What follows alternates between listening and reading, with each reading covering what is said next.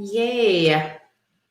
Well, we're going to give everyone a little bit of time to just jump on, and welcome back to Enlightened Circles. And it's Wednesday with Migrate Your Mindset on Enlightened Circles and Know Your Power.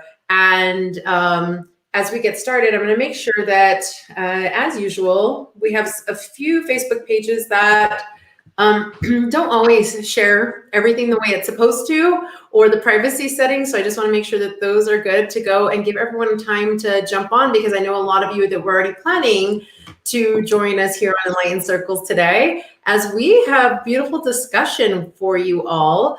Here we go. This one's live. So let's make sure that this one's good to go.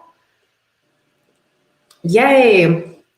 So as we're here, I have a beautiful guest today, the amazing, fabulous corporate goddess, Aranza Elizagarrete, from multiple places around the world, actually, to tell you quite honestly the truth. She is such a lovely soul that I have had the pleasure to meet and become friends with through these years and this time. But Aranza is here as the corporate goddess, and she speaks about many different topics and formats, especially when it comes to empowerment, women's empowerment in the corporate world. She has served on many blue chip, or I should say in many blue chip companies as in the corporate world, VP globally as well, with Johnson & Johnson, IKEA, just to name a few. So she knows what she's talking about. She knows what she's doing. She works with entrepreneurs. She works with women all over the world globally as well to empower themselves. But she goes further. It's not just about women. She says you don't really even need to have all of that woman power and everything else. You just need you. And that's one thing, Aranza, I love, even on your website, and it says at thecorporategoddess.com, it says you just need you. You have the power, and so we were talking about knowing your power and bringing it forth. So welcome, thanks for being here. Share a little bit more about us and how you came to learn your power and know what your power is. Well, first of all, Jessica, thank you for having me here, and thank you for a very warm introduction. I'm very flattered. Well, I've been really working in the men's role my entire life. And for some reason, I managed, with a lot of struggle. It wasn't easy. It was, I faced many, many difficulties, but I was encouraged very often by men and women to do something to work more with women. And I've been actually mentoring and coaching women on the side besides my job for over 20 years. But then it came a moment where he felt it was the right time to just share everything I knew with other women. And when I started digging into what I knew, what were the lessons, I realized there was something that was sometimes annoying me a bit. And it was the way, we women were treated in the corporate world, like we were missing something, like we were not enough. And don't get me wrong, I really believe that there is a strong need for initiatives to make the world more women friendly in the corporate world. At the same time, what I don't like is to be thinking with the mindset of scarcity.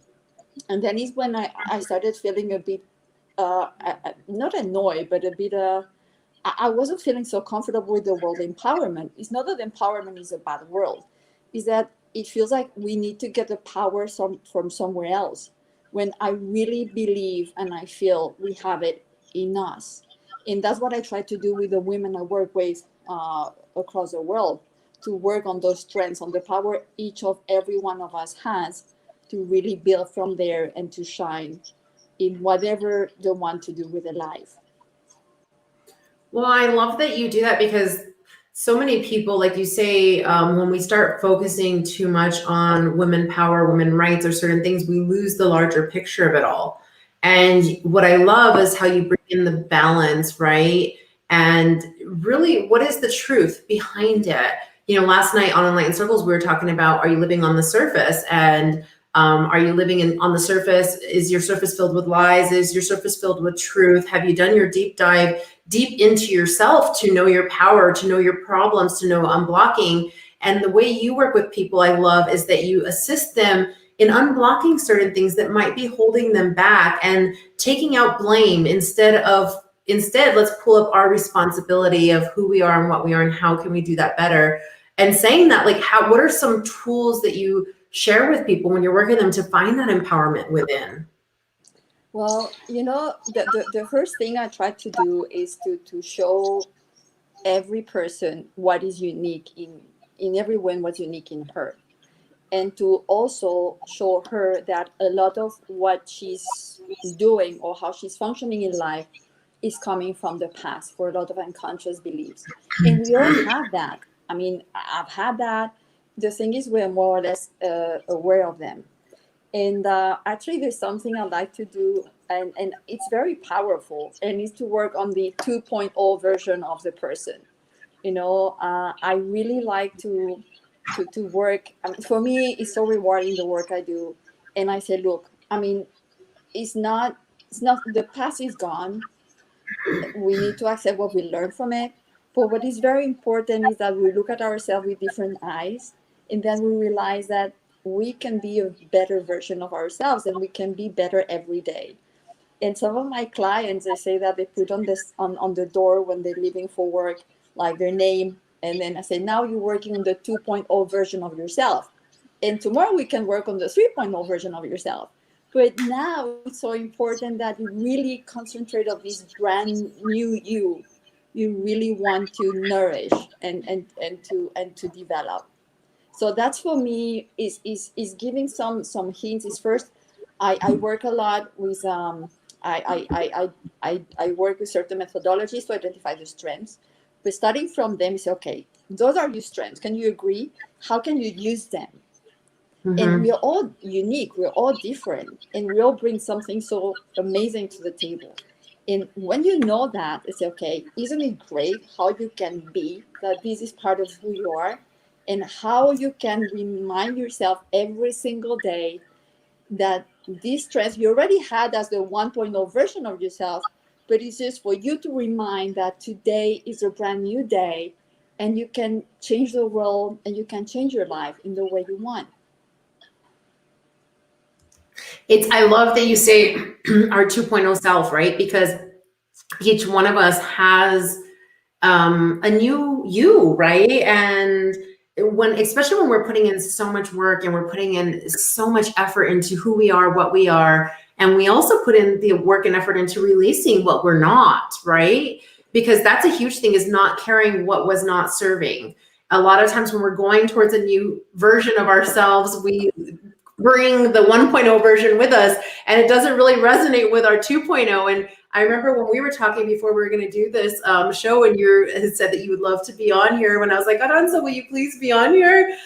You were telling me about how you're working with the 2.0 version, and how the inspiration that just comes from so many people that you work with, because we remember we don't have to be this original self. We really can be that 2.0 version and be inspired to be that and recreate ourselves every single day into who we are and what we are, especially in the work world, right? In our personal world is definitely the essence of it, but also the work world. I know you work with people too, and we talk about it here on Enlightened Circles a lot. And as we all know, this is a very open show. We talk about real things that really affect each and every single one of us out there. And you guys who are watching, a lot of times you take part in it and you bring in your comments, and Aranza knows that, and she's here willing to inspire you and help you with different comments or questions you might have. So please take advantage of this. But, Aranza, how do you bring in that 2.0 version of personal life, work life? Because a lot of times we start to separate ourselves out, right? Is there really, in the corporate world or in the business world, can you really merge personal self with a business self, or do you have to keep them separate? Honestly, I think we are only one person, and whoever says that we're different people, I find that is very dangerous to ignore that we are emotional beings at work. And if science demonstrates something, is that most of our decisions are taken based on emotions. Then we justify the logic of it. But we men and women, we are very emotional beings, and that's what we do at work, and we do that every single day. So what I think is very important is that we embrace who we are in every aspect of our life, and we need to have a balanced life in all sides. So the thing is that we need to learn, and especially these days when we work so much from home, I think it's even more difficult to segregate who we are at work or who we are with the family. So I think this is giving us a unique opportunity to be one person. And the thing is, okay, the only difference, and that's a bit the protocol, is that at work, yes, we are all emotional beings. What we do at work is we need to keep our emotions a bit more under control, but that doesn't mean we don't have them, and we Mhm. can have very positive emotions as well. So I think when, there's something I find very annoying when I hear women are emotional. So are men. We express emotions in different ways, but emotions can be a very powerful and positive thing. And just look at it, enthusiasm, you can trigger positive emotions. So I think that this emotional label that seems to be negative in the workplace, I think is losing validity day by day. And the important thing is that we all learn to live with them, and to accept the emotions of everybody, and to just to manage them in the best way we can. I love that you say that because a lot of times we think and I see heart emojis going. So I know a lot of people are enjoying what you're saying and what you're sharing. And I love that you bring up that men are emotional too, and it's okay. I know tons of men, and there was men that I've been close to that they're very emotional. They're emotional in their own way, and some of them are more emotion and might have more of the quote unquote stereotypical outbreaks that women would have than women do have. And I've known them and been very close to them. But at the same time, like you said, it's about knowing yourself and accepting that. And I believe once we can accept that and we can accept who we are, how we are, and accept how others are, then we can really start to deal with these emotions or move through those emotions in a new way where they don't affect us in the same manner or pattern that we allowed the pressures to affect us prior. And like you say, now that it's where we're working from home, I think it's like how I'm with you. I don't think that there's where we can really separate work from personal. We are one person and everything does merge. The more I try to separate things in my life, the less functional I get. Mhm. And I've seen it even in people that I've been in relationships with or family or friends when they try to keep something separate and compartmentalize and they don't have the right tool set up to compartmentalize, or myself included, right? Then we start to not flow. We're not as fluid and it becomes more difficult. And I could just only imagine now, though, like you're saying, working from home, it does become a more difficult place to be, right? Where you're at home working, so you can't really be who you're supposed to be at work when you're really surrounded in your home, on your home surroundings. So I love that you're reminding us we are one person. We are one person. As we are one person and we start to identify with ourselves, with all of who we are, how do we start to know our power? You know, I mean, the work I do, I combine disciplines, but I work very much with business strategies, with relationships, with influencing skills. And when we talk about power, and I concentrate very much in women. Um, we have, maybe more than in power, let's talk about certain skills we women have.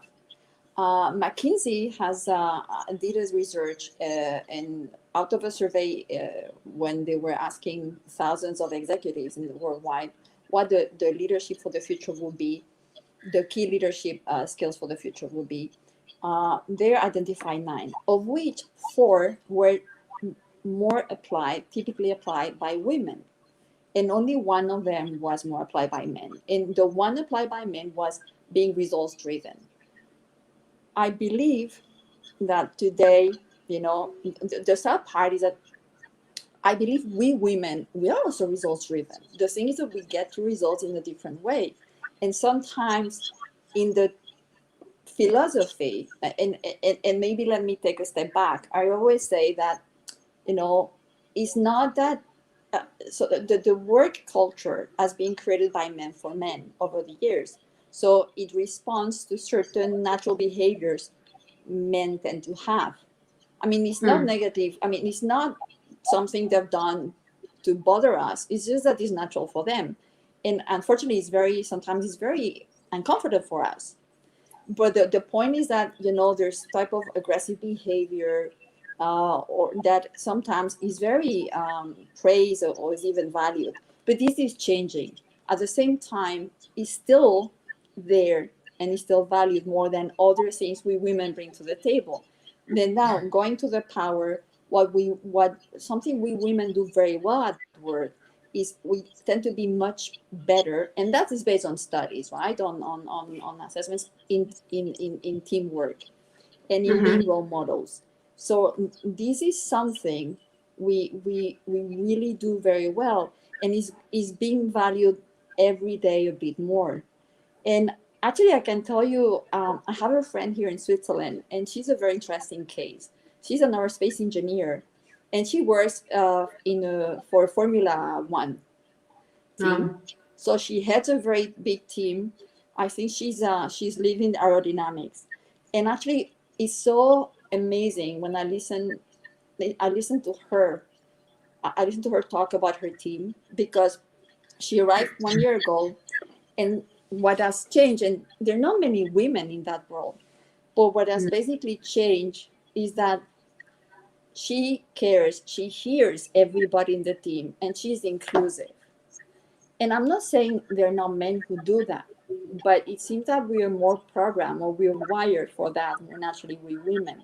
And when I see the progress she's made in 1 year since she arrived in Switzerland, and she was really brand new, and now how she gets respected now, how she gets a cohesive team. So we, when we comes to strengths and to power, we seem to have a unique power in understanding, again, emotions, in accepting them, and in encouraging people to do their best instead of directing. This is what I tend to see more in women who are very strong in leadership positions.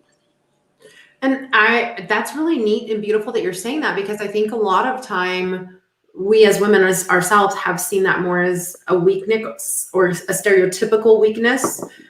We think that, I'm just talking in generalities. I'm not saying that this is my thoughts or exactly that I believe everyone else thinks this way, but I've heard this, and even stereotypes as well, or even going through medical school, certain studies in the psychology that you would see more women are afraid to show how much they do listen, and how they can turn that listening skill into, like you said, incorporating people and assisting and directing them in a beautiful way, because we were told that we really don't speak up, or we shouldn't speak up, or different things. So it's beautiful that you're saying how she's able to take this beautiful skill that she has as a woman, that's able to be sympathetic, empathetic, and listen, welcome people in to the conversation, take their ideas, actually process them, but turn it around in such a beautiful, positive way that everyone feels like they are being listened to, they're being incorporated with, and people are becoming more productive because of that. And I think that you're really sharing a beautiful item for us, woman or man, all of you know, because I see there's some men out there watching us as well right now. They're live with us. Thanks for joining us. But I mean, women or men, it's about us being able to listen and knowing those strengths, and how do we bring these strengths that we do possess within to be something, like you said, that can be a power tool for us, and where we can incorporate them into what we do. And I love that. Well, for the men who are listening, I also I talk a lot to men, and I've been coaching and developing men in my career, and you know I feel also there are many men who are gonna find a better seat at the table, because the old world of this very fierce competition of flying solo doesn't function anymore. So I think that what I believe, and I always say that what we can do now is to bring something this diversity of skills to the table, and to eventually, we can make, I say something is very unorthodox, like in the end 1 + 1 can make 3. And I always say, until now, 1 + 1 very often in the workplace has made 1.5, for various reasons, because some certain skills of women were not really appreciated, or not, or maybe on the paper but not in reality. But I see a big change now. This day by day, I see that the culture is changing. Look, even in the Formula One world. And what is beautiful is that, together we can make a big difference. And it's not about men or women; it's all together. And it's Yes. about all understanding the difference is what we all bring different to the table. So yeah, so I think that we have I might be an optimist, but I see a bright future. What I also say, very often to women, because I believe that there's a need for men to be aware of the unconscious bias sometimes that we women suffer at the workplace. And what is very important is that we all are very self-aware of how we behave, of what we do, and what we can do differently. And it's very important also for women to realize, and I sometimes I'm not the most popular women when I say that, but I always say, look, it's true that sometimes it's not very comfortable for us. The workplace, the corporate world is very aggressive. The fact is that I don't see men going to work and say, "Oh yes, I'm gonna bother women today." It's very unconscious, and I think we are all responsible for making it work. And as you say, about we have certain skills, but also we need to be able to be bilingual, both of us, men and women, and to speak men and women, and to adjust the message. And it goes in both directions. And sometimes with women, we have to be very clear of what we want and how we want to get things done. And sometimes we don't do that. And so it's another skills we need to learn. So that's why a lot of work I do, probably 80% of the work I do, is connected to communication, I because love this it. is where we make the big impact. Well, I love how you're reminding us, look, hey guys, it's not important to be bilingual or trilingual when we're talking about Spanish, English. ¿Qué vamos a hablar en español para que podamos saber qué estamos diciendo? It's about speaking the language of man and women as well, so that we can have that much more successful communication and try to see things from the other perspective. And I love how you're reminding us, because you've been there in the corporate world with these huge, huge, huge, huge corporations, and as a global VP. So you, like you said, it's not like I've really seen, you said, I haven't really seen men coming into work in the corporate world, in those high executive or lower chain, it doesn't matter where it is on the totem pole, but you didn't see them coming in like, oh, I'm going to make women have a hard time today. It's just an unconscious thing that we do. Just like women don't necessarily always go in thinking that towards men, it's some certain unconscious kinds of things. But as we become more well-versed on the other language, we really can come to new communications together, and like you said, bring things together in a new, beautiful way. I can share with you a story that it was quite an eye-opening for me in life. And I've been married in the past, and it was very interesting because when we were very young, starting our careers, I was working, I was the only woman working with men, and my ex-husband was the only man working with women.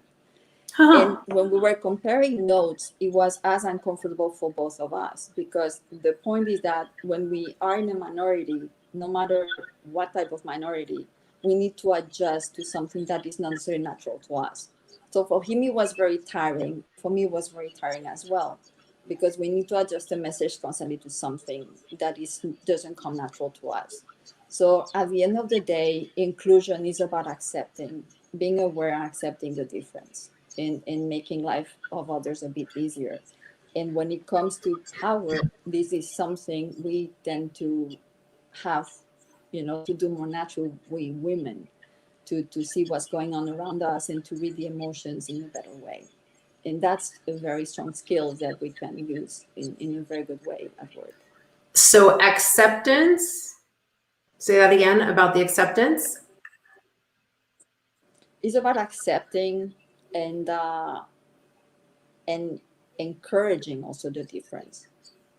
I love that. So how do each one of you, if you guys want to write in your comments and share it here on Enlightened Circles, how do you provide acceptance towards others in the workplace? And it doesn't have to be to the other gender. It could be to colleagues. It could be to your customers. It could be to maybe you're the customer, right? And you're going into somebody else's business. How do we all provide acceptance in our lives, in our hearts, in our souls, in our circles, to be enlightened, right? So that therefore we can, like she says, have this empowerment through it. So we could even be doing it with family members. So, well, if I can give a very powerful tip is it boils down to listening.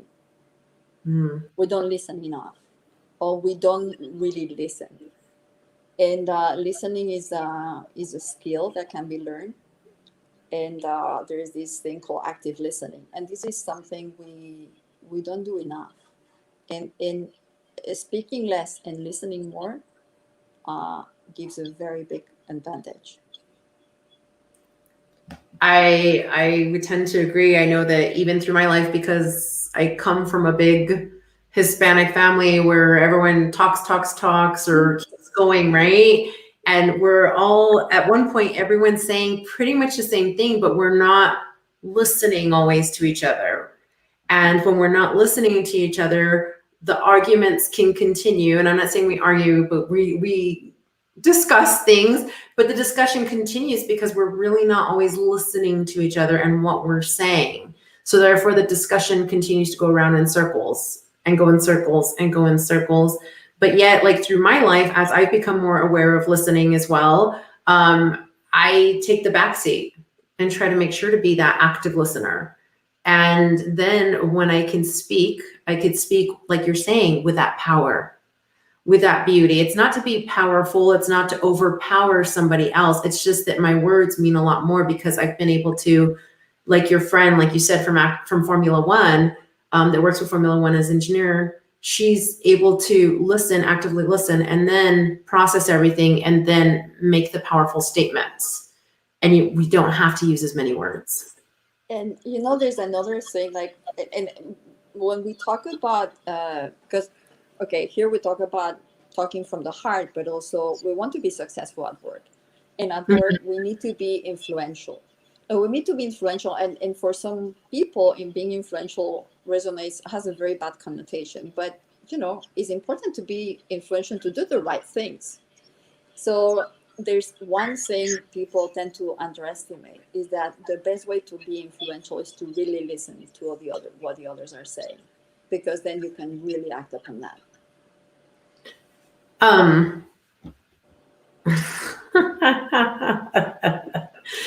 We have a comment here from Hector that just popped up, and it came in right as soon as you finished saying. So he says, "I say in Spanish, no soy monedita de oro para caer bien a todos. I learned that no matter what you do, you can't please everyone you come across." And I know Aranza obviously is Spanish speaking herself, and Hector, but Aranza, what do you have to say to that comment? Because it goes along exactly with what you were just saying. Well, yeah, it has to do with something a lot of us try to do, is to try to please everybody. And when we please everybody, we forget who we are. And again, we can have a very lengthy conversation about what really is pleasing and what is the right balance, and what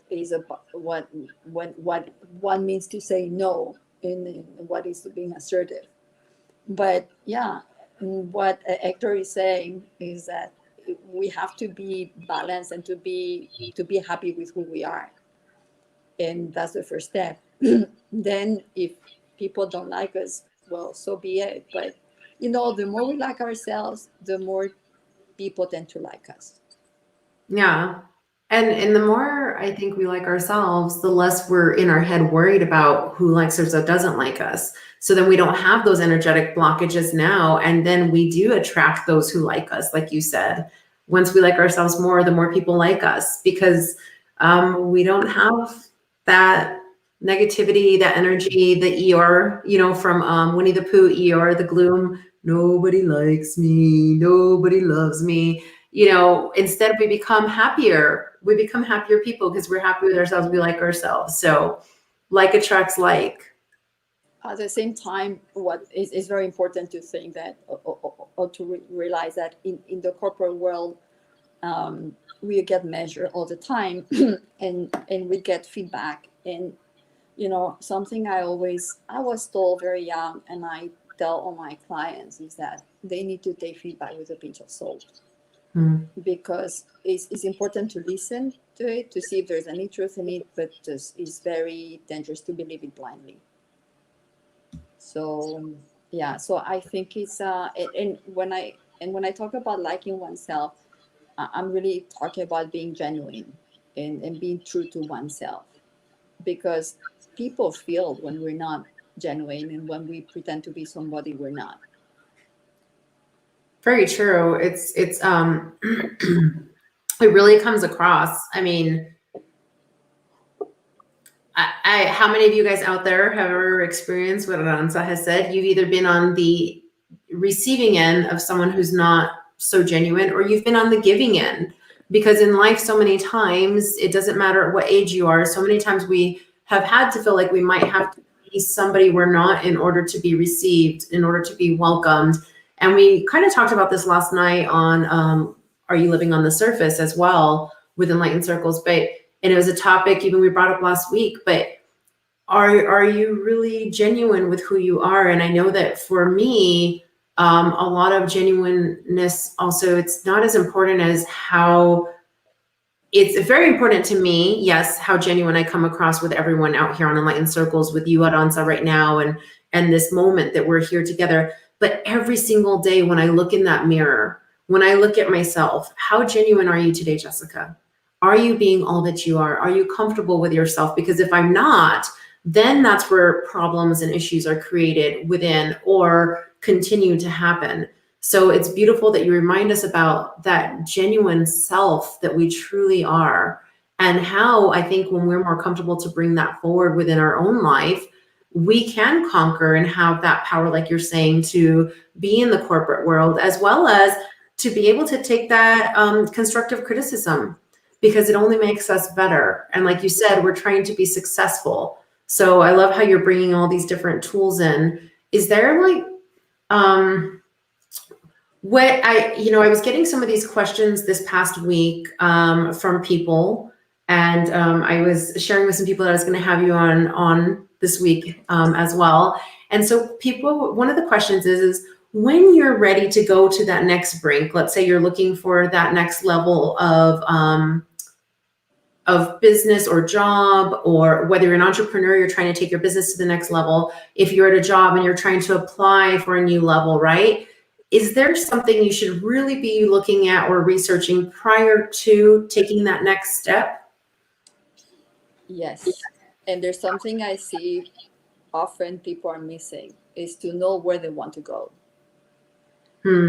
Because we tend to have these very abstract ideas of what life should be, or what should be expected from us, or what we should expect from life, but we forget to take a deep breath and to really look at where we are and what is important for us, what makes us happy, and what we want to do in whatever shape or form.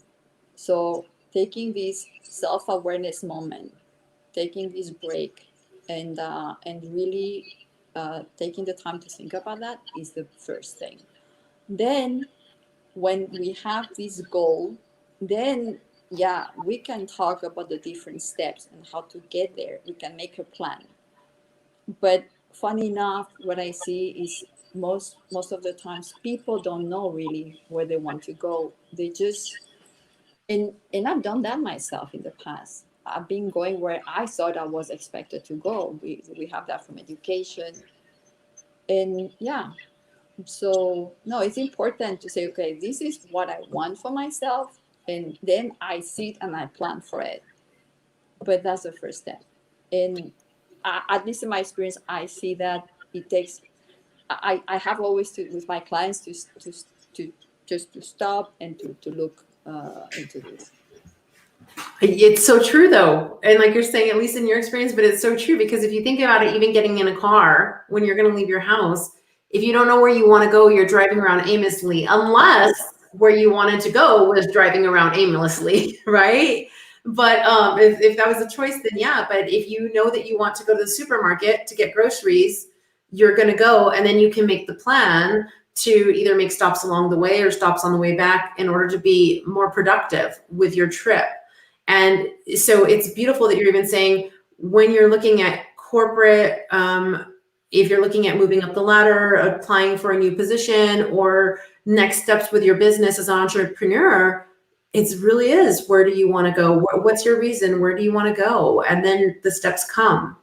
And I can give you, I was just thinking now of a client I had a few months ago, where she came to me. She was very ambitious, and for her it was about going to the next level. But the next level was just the promotion. But what type of promotion? Like, it was, what was sustainable? Where did she want to? It's more than, I don't like so much this question they ask you in interviews, where do you see yourself in 5 years? Because again, it can be very rigid. So what I'm talking is, how do you want to feel in 5 years from now?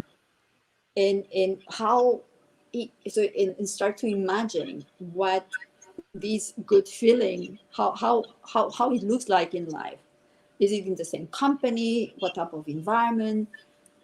Is it being independent? It could be many different things, but just, promotion by the sake of promotion, yeah, you can get it, but then what? Is it gonna make you very happy? No. And myself, I at some point I really had my super dream job, and then I realized that I wasn't happy. And it was simply because, I had imagined a package, of the status and all. But then it was like, okay, but is that meaningful for me? Is that making my life happier? And then there are other things like that can. So it's really important when you talk about the difference between work and personal. It's really important that we consider all the elements to know where we want to go and what would make us feel happy. And I can only encourage women, because sometimes when I say this, if it's women on the way in the corporate world, they feel tired because it can be a bit aggressive or a bit exhausting. But that can make people very happy, because we can do, at least I as I say, I did my years of really trying to make things right in that world, and that made me tremendously happy. So there was a sense of purpose on that. So it doesn't mean that you cannot have that in a promotion in the corporate world, but it's really being very mindful of how you do it. Well, I love what you're saying, because what, Wednesday with Enlightened Circles is about migrating your mindset. And these keys and these thoughts that you're sharing with us and these ideas is really assisting us to say, how do we migrate our mindset? How do we migrate our mindset to what's my purpose? Where am I wanting to go with work? Where am I wanting to go with life? And how do I migrate my mindset to get there? How do I migrate my mindset to be there and to enjoy it? And is that really where I want to be? Because you're really posing something that a lot of times, another aspect that we don't always think of is, if this is where I think I want to go, let me analyze it and look at it. If I get there, will that be where I want to be?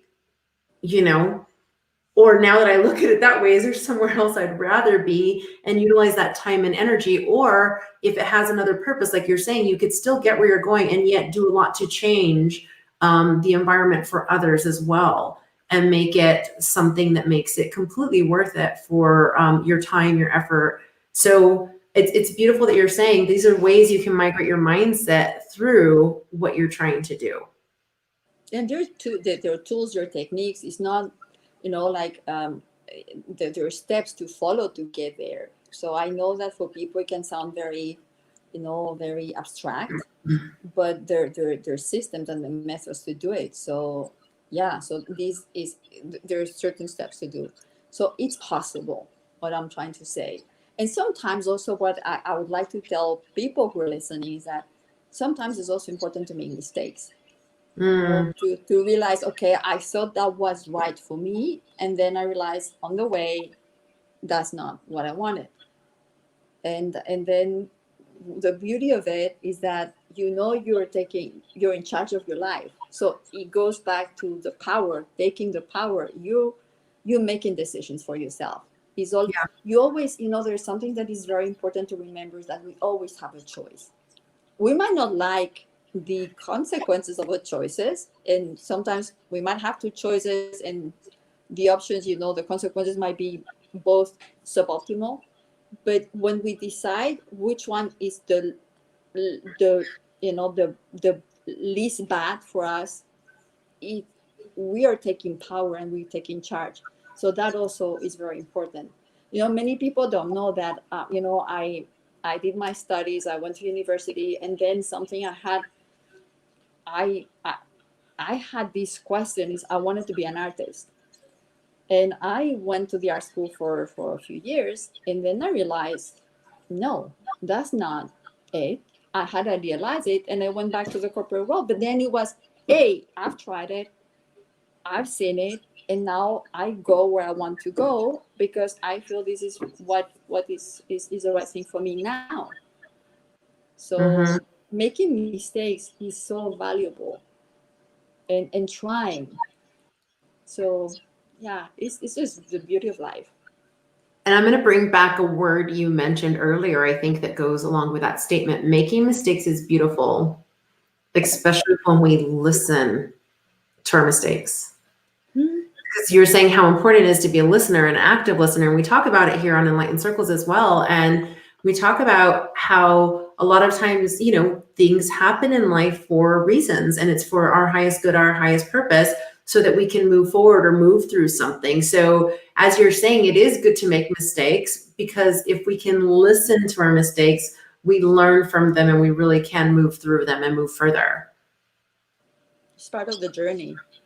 Completely part of the journey. So I just, like, as you're saying that beautiful statement there at the end, your words were resonating from earlier. Listen, it's really truly a gift to listen and be an active listener. So see, I've been listening, but and actively listening here with you guys. But I think that is something that's very beautiful. And like, I share with many of my clients as well, when we can listen to, whether it be our spirit guides, our angels, our mom, our dad, our brother, our sister, our coworkers, right? When we can actually listen, we receive messages that we can learn from, and we can really start to incorporate them in who we are and what we are, to become more successful with where we want to go and what we want to be doing, and the whys, and then we don't have so much mental and emotional things that are holding us back. Or so many times when we're in the middle of it, we question. I've been there plenty of times myself, when I'm at a crossroads and, wait, if I take this path, maybe it's this way for this reason or these people, and if I take this path, it's this reason for these people. And I was kind of, a lot of times we leave ourselves out of the situation sometimes, because we're listening to everyone else. So it is about listening, but then bringing in that balance, right? And So how, listening to oneself, sorry to say, yeah. but Yeah, no, well, listening, but then bringing the balance, because we have to listen to ourselves more than we sometimes put everyone else. How are some ways, especially in the corporate world, and merging that personal world, especially since we said, since we work from home and everything, how do we now maybe merge listening to all these things and having that balance, like you said, listening to oneself? How do we start to have that power and strengthen that voice of ourself within, so that we really can come out in a beautiful, productive way? there's something there, okay, there are many tips, but what I think is very important is that, especially in this moment where we work from home, it's very, very important that we just take some, actually, and even not working from home, we take some silence Hmm. time, maybe even if it's a few minutes, and we just take a breath and we just ask ourselves how we're feeling, as simple as that. And if we're not feeling good, we ask ourselves why we're not feeling good. And then it's how we just can, we pull the thread until we get, it's a question of practice, and the more we do it, the more we get the more answers we get. Yeah. Kimberly had just put learning and growing and healing. And it goes along with what we're talking about. As we learn, we can grow, we can heal whatever's kind of happening in our lives. Um, as you have so many people you've worked with, besides your own, you've worked with so many people probably over 20 years, especially as you've gone through the corporate world in your life and your experience. But what type of programs do you share with people in order to assist them in finding that and empowering themselves? Because I know you don't just work with one group of people, you work with so many different people, even globally. What are some different programs maybe that if people are interested in finding you, Aranza, they can contact you and they know maybe what they would be looking for? I know we have your website, so I'm going to put up your website as well. But what are some different things that you do offer and how you work with people? Well, there's one program I do, which is what I call the Corporate Goddess Essentials, and it's really about managing oneself in the corporate world, understanding what's happening, understanding oneself. So we and it's very focused on communication. So we start with what we want, being assertive, how we communicate with others on every day. So we it's just the day to day, how we deal with difficult conversations and with conflict, learning influencing skills, and in getting to how. So the way I look at it, the program is it's like a garden. So Mm, you have your garden. So first of all, understanding who you are. So this is the foundation. So this is about being assertive. What your limits are, learning to set your limits. Then is about how to grow from this garden. So and then again is about communicating and growing and growing your garden, your plans, your agenda, making things happen. And then is how to deal with the bad weather and with the storms, with difficult conversations, and is how to go to the next level, and is how to navigate, so how to deal with managing across and above. So those are things that are helping a lot women to unblock situations at work and to know where they are. Something else, and it's not on my website, I do is managing office politics. And I know politics is not a word that resonates with many people, but at the end of the day, politics is really more about emotions, is how things work. And when I do there is just to define with the person, okay, first is where they want to go, understanding, and create a plan to get there, an action plan. And that so that includes understanding what the position, especially what the leverage is in the situation, how they can get more leverage, because at the end of the day it's all about leverage in mm-hmm. whatever we do, and especially at work. And it's how to use it in a very healthy way. So something I always try to insist in is that you know leverage, we can use our leverage in a good or in a bad way, but let's take advantage, let's do the right things and use the leverage for the right things. And so those are some of the things I do. So it's really dealing with politics, creating an action plan for the future, or even getting out the unblock thing. Another thing that I do, which is I help, is negotiating success. But I take the clients in a short journey on how to. So I teach negotiation, because negotiation is something I've been doing for more than 20 years with with other companies.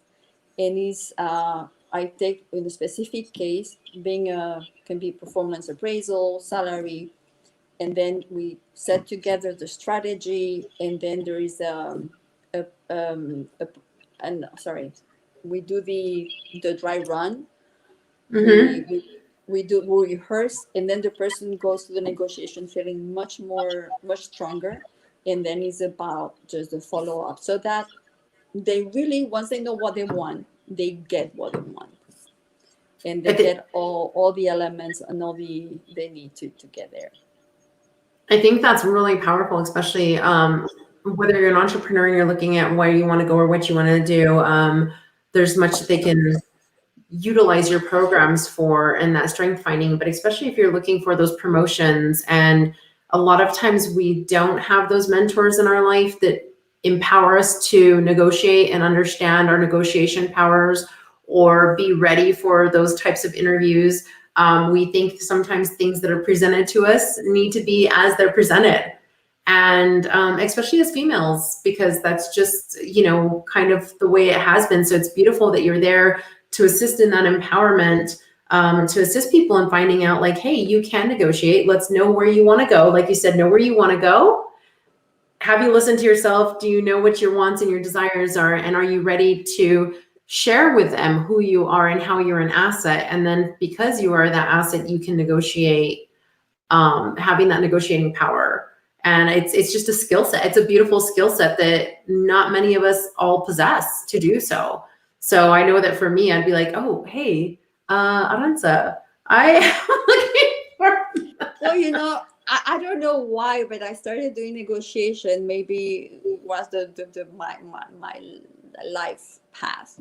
I needed to start doing negotiation with very senior people since I was very young, and I learned a lot of techniques. Plus, I've been trained for that. But something, the philosophy I try to have in everything I do is to be like this elder sister that could show you the shortcuts. Because it's something I really would have appreciated in my days in the corporate world, because there was nobody else to show me the path. So I just told often the ladies I develop in my team, like, look, I really would like you to have it easier than I did. Yeah. So that's what I'm trying to achieve. Well, I think that all that you do is powerful, beautiful, inspirational. And I know that you don't just take what you do lightly. You really are doing things. Yes, we do things in this world for ourselves because we do have to live our life and pay our bills and do those kinds of things. But I know that you really are a person that truly does try to do everything to assist others and help with your heart, with your soul, and with all that you are as well. So I know that you have not just been, like you said, there wasn't these other people to help you in this world. You weren't just a pioneer woman. You've been a pioneer in what you've done and where the different places you've worked as well in the corporate world. So I think it's absolutely beautiful that you had agreed to be here on Enlightened Circles and share more of your beautiful light here with other people, especially because I know that there are entrepreneurs and I do know that there are corporate people that do watch this show and would love to share some of these tips. So yet again, you guys, if you are interested in finding Aranza and sharing more or researching more of or listening more to what she beautifully can share with you and how as well it can help take you to new successes, to new levels, to your own new self. You can find her. Kimberly's even saying that's beautiful. We need more helpful people to spread that kindness.